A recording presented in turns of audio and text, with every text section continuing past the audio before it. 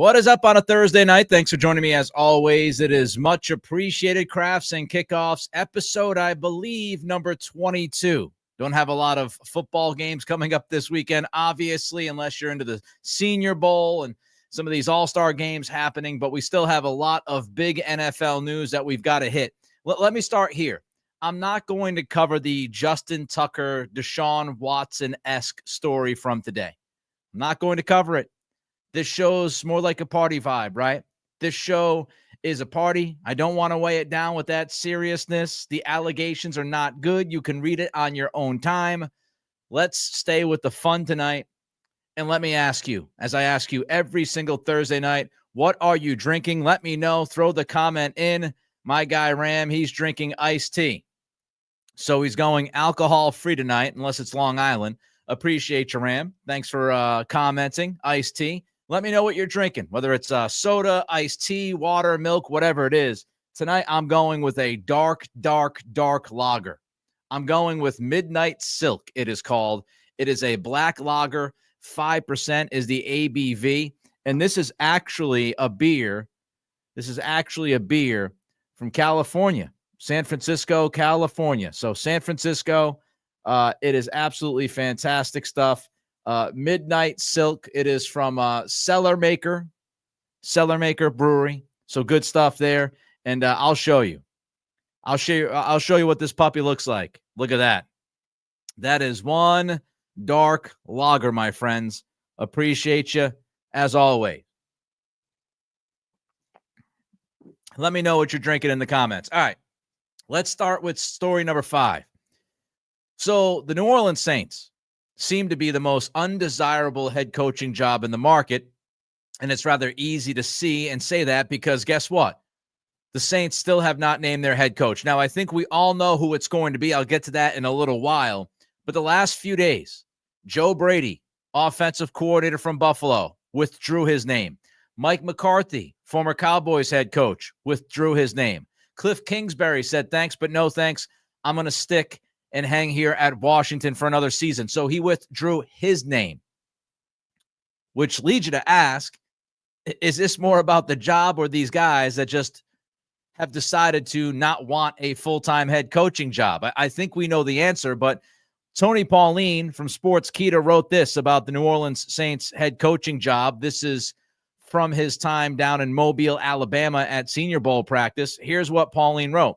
I've tried to get to the bottom of why it's taken the Saints so long to hire a coach. People tell me it's not a desirable job at present time. One person told me outright, quote, no one wants the job, unquote. An exaggeration? Yes, but there is a bit of truth to it. The reasons given include the salary cap hell the team is facing in the front office. Last month, when I talked about the club's desire for Aaron Glenn, I mentioned that longtime general manager Mickey Loomis would be going nowhere. And rumors were he hoped to keep some of the prior coaching staff on board. So can you imagine, hey, you want this head coaching job? Cool. If you want it, great. But we want you to know that the GM is going to stay, and the GM wants to keep a lot of the staff as the staff. So no autonomy, no GM that you can work with. You've got to parachute into New Orleans and work with Mickey Loomis, who has blown up that cap year in and year out. And then he wants you to keep most of the staff that Dennis Allen had. Does that sound like something somebody would desire if you're in a position like Mike McCarthy or Joe Brady or Cliff Kingsbury? Is that something you're going to jump at the chance? I mean, it is not unusual to have a couple of holdovers on your staff, but how many is too many? And should the GM be telling you to hold on to those guys? I don't think so. That should be the decision of the head coach. So I could see why people don't want this gig. Another big issue, and I think it's the bigger issue, is the quarterback situation. In New Orleans, Derek Carr's the guy. Or is he the guy? Is he going to continue to be the guy? Do you want him to be the guy? He's an average NFL quarterback at this point at best. So is Derek Carr somebody that if you're a head coach, if you're Cliff Kingsbury, you look at Derek Carr and say, that's the future of the franchise? Of course not. Ben Johnson can look at Caleb Williams and say that and believe that. Mike Vrabel can look at Drake May and say that and believe that. But if you're anybody looking at this Saints job, you don't have a great answer at QB. which is a problem. So you've got the quarterback problem, you've got the Mickey Loomis coaching staff problem, and you have salary cap issues. The New Orleans Saints are $59.5 million in the red when you look at the salary cap. And this has been an issue over and over and over again the past few years with Mickey Loomis. So you have a whole bunch of cap problems. You have no true future quarterback. You have a GM who's going to stay there and wants you to keep a lot of the staff. Why would you take that job? By the way, the roster is aging and not a great roster. So it looks like it's going to be Kellen Moore's job. Congratulations to Kellen Moore. He gets the gig that seemingly nobody else wanted, or at least nobody that was wanted the job. All right, don't forget, before we get to story number 4, want to remind you, click that thumbs up, click that like button as you watch this podcast, as you watch this video, trying to drive the traffic to this YouTube channel. We're looking for 6,000 subscribers by NFL free agency, and we are at 5,700-ish. So we're about 300 subscribers away from hitting our 6,000 subscriber goal. We got about a month and a half left. We can do it. Don't forget to click that thumbs up. Don't forget to throw a comment in. What are you drinking? I'd love to know what you're drinking on this Thursday night. And don't forget to subscribe. Click that notify bell as well. I also want to let you know that next week we're going to have a big-time Super Bowl preview show. I'm going to break down the game. So we will try to sneak in some bigger news if it happens over the next week. But next week's episode is going to be a lot of talk about Kansas City versus the Eagles. I'm going to break that matchup down from top to bottom. So that'll be next week's episode. Artie79 says that it's fancy dinner time. What are you having for fancy dinner? Let me know. Terry Grant, our friend. Diet Pepsi as usual. No doubt. No doubt. Diet Pepsi. Ram says peer pressure. Now I need to grab a beer. I've been there before. And Artie, you did say it before. French Bordeaux. French Bordeaux. Very, very interesting. Michael Skinner with a strawberry lemonade. And Amy says dry January is almost over. Black cherry bubbly water. Hung out with Amy last Friday night. Got to give her credit. We sat at the bar all night. I drank beer. Kelly drank some nice fancy drinks. Amy stayed with the water. Lots of credit to Amy. Willpower. Big time willpower. All right, let's get to story number 4. As again, I drink my Midnight Silk from Cellar Maker out in San Francisco, California. All right, let's get to story number 4, and it's Pete Carroll. How many of you thought Pete Carroll would be back in the NFL this year? I had my doubts. In Vegas, where Pete Carroll goes, it's now known that Tom Brady has all sorts of stroke in Vegas. He has lots of stroke. He has a significant hand when it comes to the decision-making. It's a very interesting decision by Mark Davis to not only bring Brady in as a, 5%, 10% owner, but also giving him this voice in that front office. It sounds like it's Tom Brady mostly running this show. Now, that's for now with the coaching staff, the GM search. Brady ends up bringing in a friend of his, which is how usually this works. John Spytek from Tampa Bay. He has a relationship with Brady that goes back to their Michigan days. So Spytek is going to be the GM of the Raiders. So a lot of people speak well of Spytek. We'll see if it works out. But it's not a surprise that the new GM of the Raiders is a good friend of Brady's because, again, Brady is making a lot of these calls. And Brady brings in Pete Carroll. Now, do I think Brady wanted Pete Carroll? I don't think Pete Carroll was at the top of Brady's list. I think Brady wanted Ben Johnson. I think Brady was interested in Mike Vrabel. Mike Vrabel told Brady that he was not going to go to Vegas. He was going to New England. He told him that very early in the process. Ben Johnson obviously picked Chicago, I think, because he wanted the quarterback. Vegas has a similar issue as the Saints do, maybe even worse, because Derek Carr, you can say he's an average at best NFL starting quarterback, but what about Aiden O'Connell? What about the guys on the roster out there in Vegas? So who's going to be the quarterback? We'll get to that in a minute. But a lot of these top head coaching candidates, they didn't want to go to Vegas. Mark Davis has a reputation for being cheap. Of course, Brady's going to have a lot of say. Once you know that your voice is not going to be heard as much, and you have that quarterback question. So all of those things led to Pete Carroll being the guy. I will say this, at least Pete Carroll understands how to build a program, right? He understands how to build a program. He helped build a Super Bowl winning team, Super Bowl championship team. So he gets it. He understands personalities. He understands who's going to help him win and who's not going to help him win. I think if you're Max Crosby, somebody like that, you look at this hiring and you say, all right, they brought somebody in who's serious, right? They brought in a Super Bowl winning coach who understands how to build this thing. But they need urgency, right? You need urgency. Pete Carroll is 73 years old. I don't think he's going to hang around for 5 years. So while we talk about Carroll and his ability to build a program, it's not like he's Mike Vrabel, who's 49 years old. Carroll has to build this program, but he's got to build it very, very quickly with Brady and Spytech. So the clock is already running on Pete Carroll in Vegas. You hire a guy who's going to be 74 years old. I think he turned 74 in September. You've got to get this thing moving quickly. I do wonder how much new Pete Carroll is going to bring into the program. I know he mentioned at the press conference that there's going to be some coaches that he has coached with. There are going to be some other coaches that he hasn't coached with, some new names. But Darrell Bevell, you look at what he's doing. It looks like he might be the offensive coordinator, which is a blast from the past.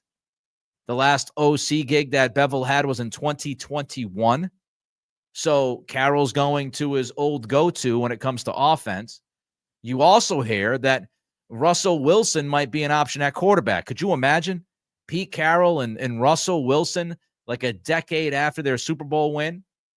Could you imagine the head coach quarterback combination? How do you feel about that?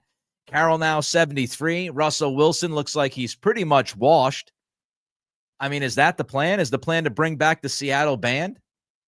Some of the, some coaches, most coaches, along with Russell Wilson.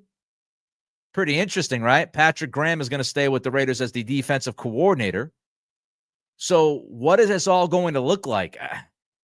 I mean, I would not be doing jumping jacks if I'm a Raiders fan and the plan is Russell Wilson.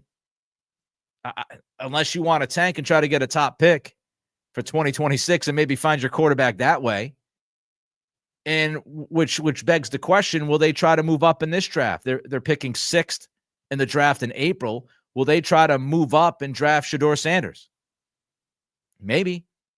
I don't know if they'll have the opportunity to do so, but I don't think it's crazy to imagine that the Raiders could move up in the draft to try to go get Shedeur Sanders. I don't think they're going to move up and get Cam Ward. It seems like Cam Ward is almost guaranteed a top pick or the 2nd pick in the draft. So very interesting situation with the Raiders. Not as interesting as Dallas. My goodness. My freaking goodness. If you're a Cowboys fan, you might think that I enjoy picking on you. I don't enjoy picking on you. I do enjoy looking at Jerry Jones and having a good laugh because Jerry Jones has been a disaster. Can we just be honest? Jerry Jones has been a disaster. It is a circus down in Dallas. It doesn't seem like it's getting any better. Jerry Jones hires Brian Schottenheimer as the new head coach. They leak out this information on Friday night, a Friday night news dump, because they knew that the talk shows and the fans would not be excited about Brian Schottenheimer. So they leaked this news on Friday night. Let's look at this entire process, okay? Let's look at, if you want to call it a process, what Jerry Jones did. He dragged his feet with Mike McCarthy. They did not even negotiate a new contract. They just sat there and stared at each other across the room for like 2 weeks. So they dragged their feet with Mike McCarthy, which means they're late to this process. They're late to the dance, right? Everybody else is dancing with everybody else. Vrabel's dancing with the Patriots. Ben Johnson's dancing with Chicago. Aaron Glenn is dancing with the New York Jets. Everybody's got a dance partner. And then Jerry Jones walks into the dance like 2.5 hours into that thing. And he's looking around. Everybody's got a dance partner. except Jerry. Except Jerry. No dance partner. He was late to the ball. Late to the ball. And so you drag your feet with McCarthy. You get to the head coaching cycle late because of that. You then leak out Deion Sanders. And I said this a couple of weeks ago if you watch this podcast. I never bought the idea of Deion Sanders. You know what Deion Sanders was?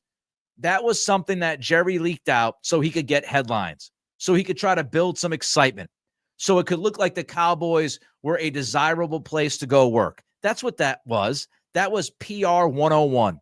It was a PR stunt by Jerry Jones.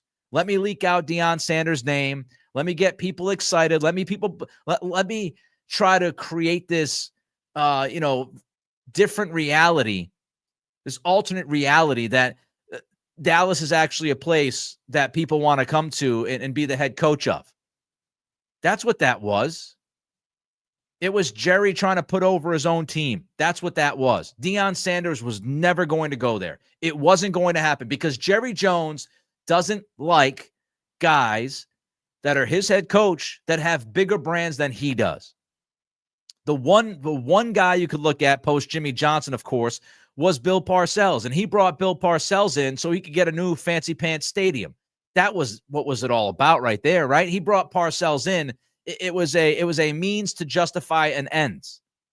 Jerry Jones has absolutely no thirst for bringing in somebody who is a bigger deal than he is, which is why I never bought the Bill Belichick talk either. Never bought it. I don't think Jerry wants Bill Belichick there. I don't think Jerry is capable, at least right now, to subjugate his ego.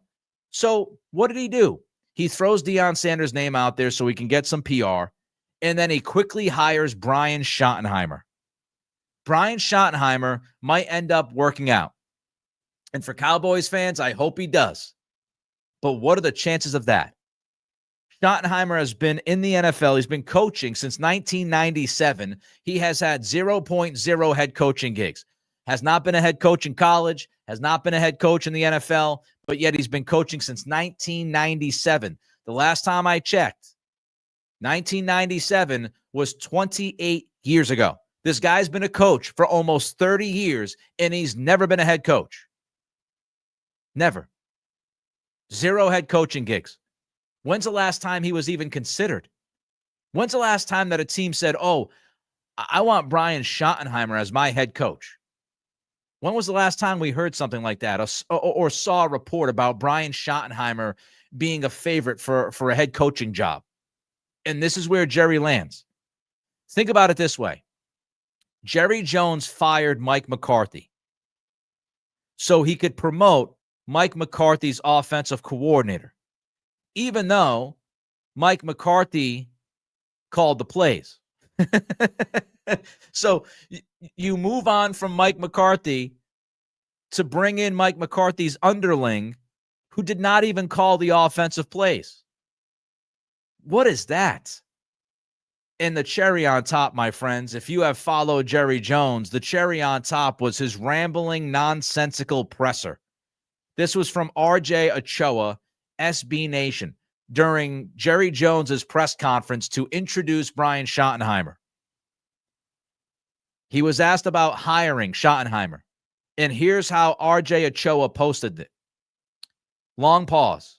Quote, I'm not going to do a Jerry Jones impression. It won't go well. Here's what Jerry rambled on when asked about hiring Brian Schottenheimer. Quote, in the almost 35 years that I've been involved with the Dallas Cowboys, I've only missed one Senior Bowl, 35 years, and I think I missed one Combine in 35 years.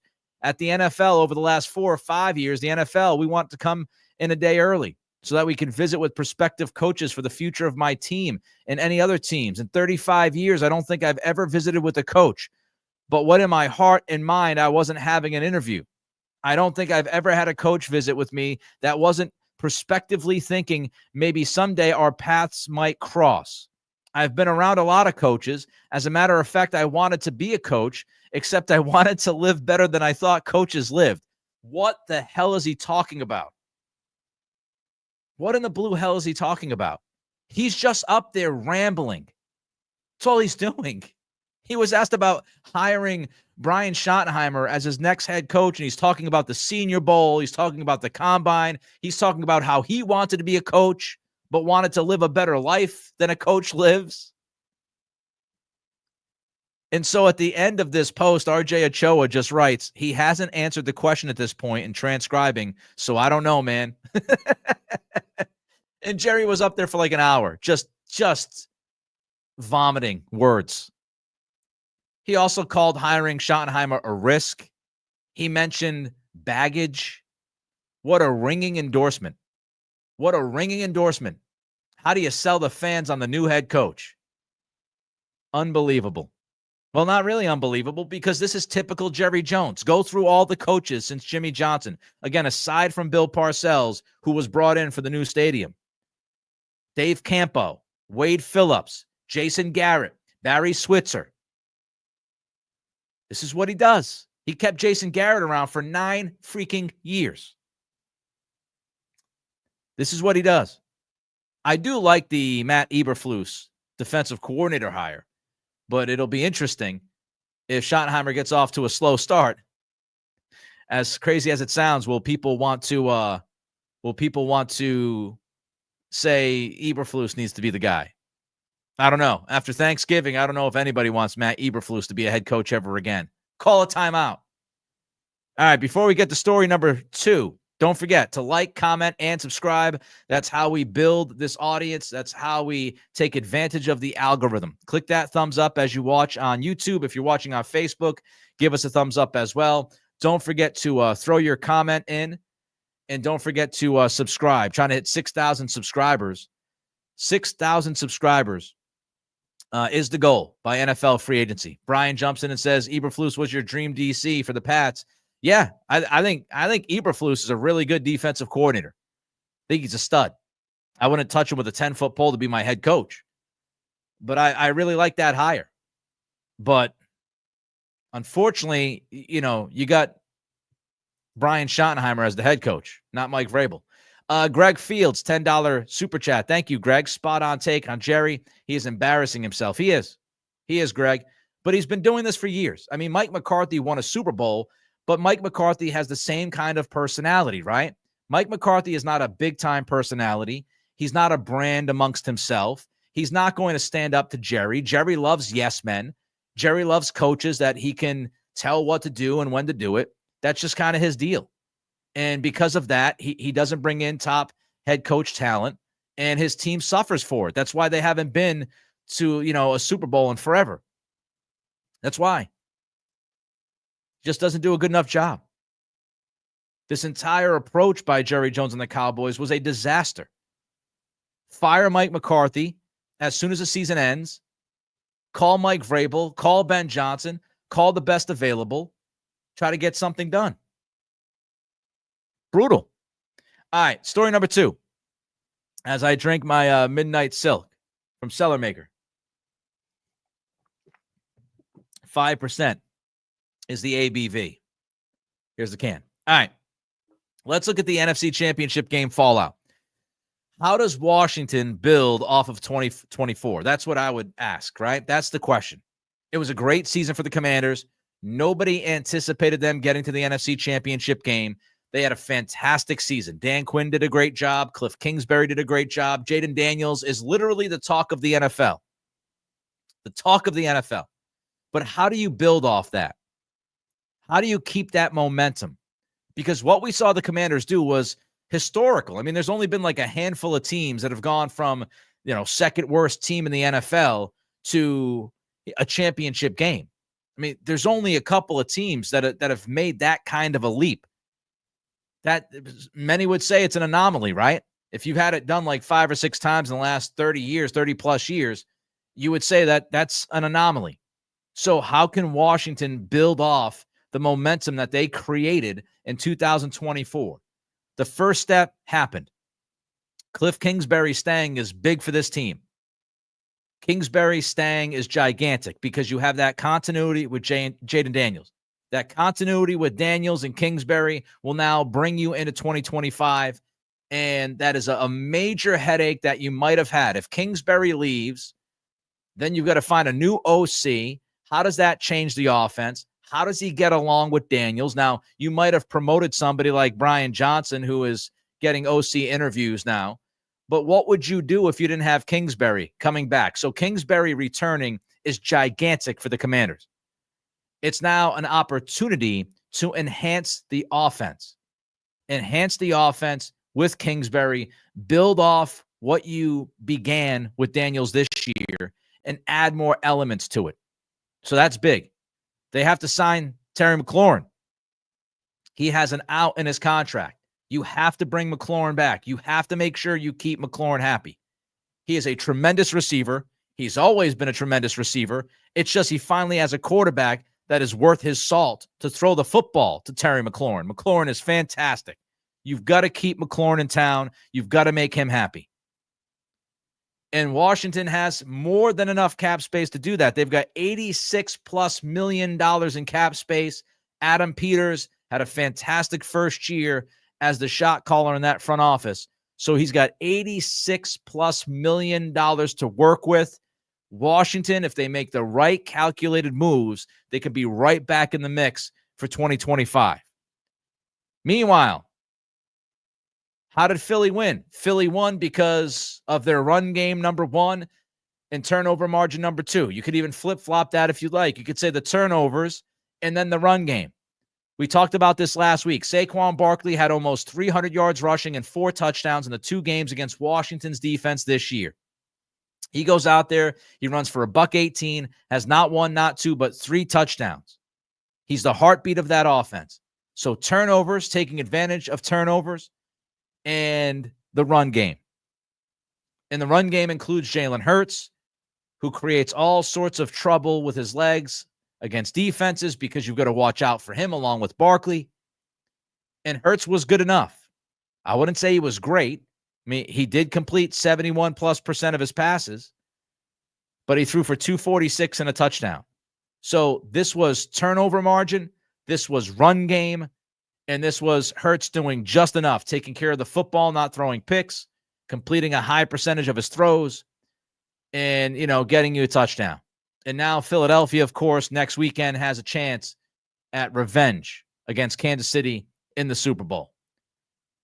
Brandon says, cheers from Nashville. Cheers, Brandon. Love Nashville. I have not been to Nashville in a long time. I wanted to go down there for the Patriots-Titans game this year. We did not make it down. But next year, this coming season, 2025, the Patriots are again in Nashville.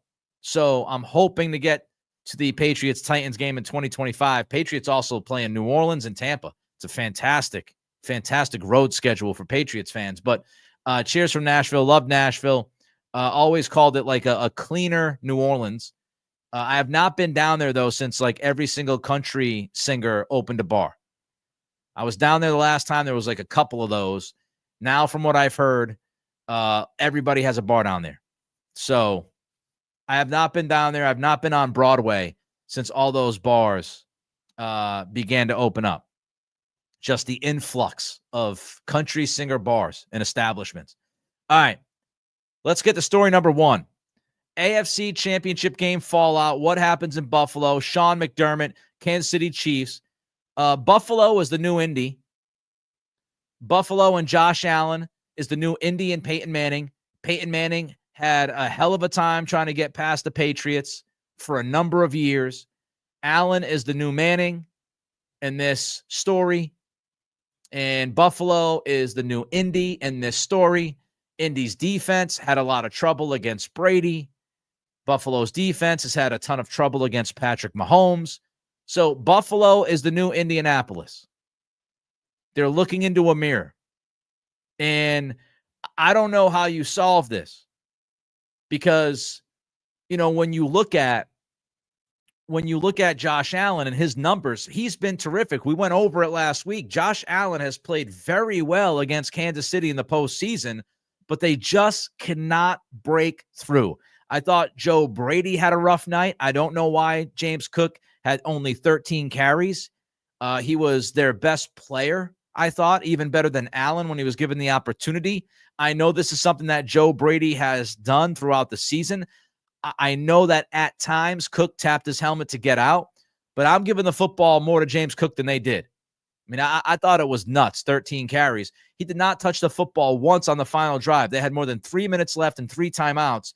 They go out there and they run a crack toss with Johnson as Cook is standing there watching. First play of the drive. Cook's not tapping out. He's not tired. Offense just went onto the field. How do you not have Cook in your personnel package when the game in your season is on the line? How do you not have Cook starting that drive? Crazy. I did not think Buffalo was ready out of the gates. Got off to a slow start. I do think the fourth down call was blown. I tweeted all about it at Nick C Radio. If you see that right there, at Nick C Radio on Twitter.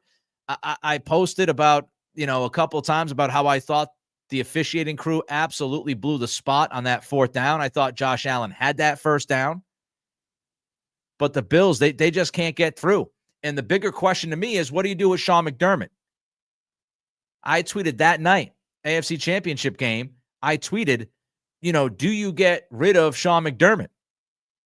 And I know Sean McDermott's gotten their AFC Championship game multiple times. I understand. But I think, if I'm Buffalo, I'm at least asking that question. I'm asking that question because how many times am I going to see Sean McDermott outcoached by Andy Reid before I move on? Now, if you're asking me, I would give McDermott another year. I would not pull the trigger because getting to the AFC Championship game does mean something. Losing to Kansas City when they've got Patrick Mahomes, Andy Reid, and Spags, Kansas City they're good. They're really freaking good. Captain Obvious just walked into the room. Have another drink. I mean, Kansas City is fantastic. And, I know the officiating, and I would say that they absolutely get breaks. We all see them get breaks. I don't think that the league is rigged.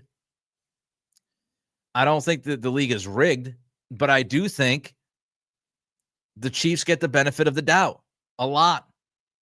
And reputation gets them a lot of calls. And so you've got to battle that as well. But losing in the AFC Championship game to Patrick Mahomes, the best quarterback in football right now, I mean, I think you can live with that and go back in 2025 and see if McDermott can find a way, if the Bills can find a way. Maybe you get a break or two next season. Because inevitably the question is, can you improve on McDermott? And that's the tough thing, right? It's not just the fact that you lost to Kansas City.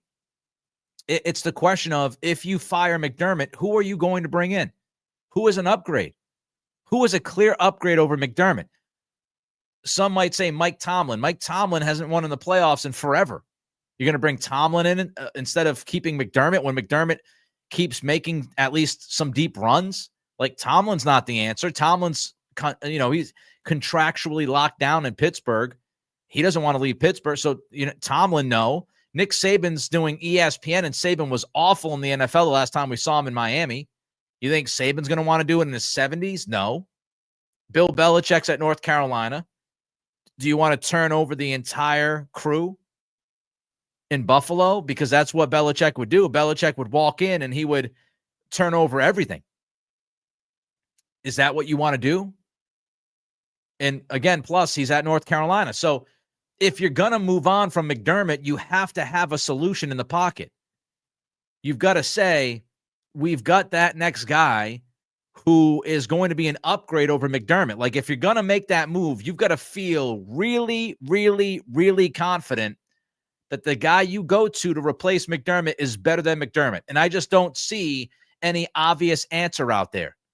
It was too late for Ben Johnson. It was too late for a Mike Vrabel. You're in the playoffs. You're making a deep run. So that's the trouble. It's almost like the quarterback position, right?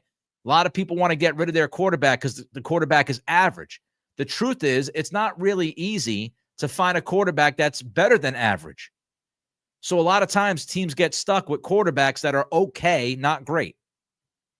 So who do you move McDermott out for that is an obvious upgrade? It's tough. I mean, Bill Cowher went through it for like 10 years, right? Oh, Bill Cowher's going to come out of – Bill Cowher's retired. He's done. Jimmy Johnson's retired. He's done. So who do you go out and get and say that guy is better than Sean McDermott? That guy is going to guarantee us a shot at a Super Bowl. Maybe you look at, again, Belichick, but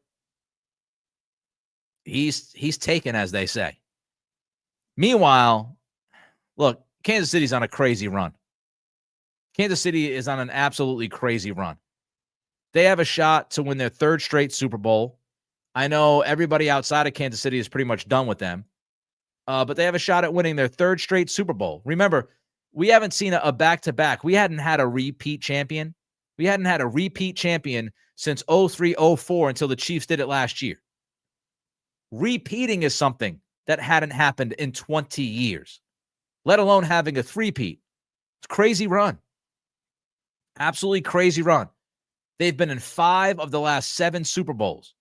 The other 2 years, they got to the AFC Championship game. I mean, Patrick Mahomes, he starts, and you're guaranteed at least an AFC Championship game, if not a Super Bowl trip. I mean, it is pretty crazy what Kansas City is doing right now. They're on an unbelievable heater. Terry with a $50 super chat. I was so disappointed the Bills lost. So not interested in Eagles versus Chiefs. I think a lot of people are not happy about the idea of this Chiefs-Eagles Super Bowl. I'll tell you, Terry, I actually think it's going to be a very good game. And I know we had it 2 years ago, but that was a great game. I think you've got 2 of the better rosters in football.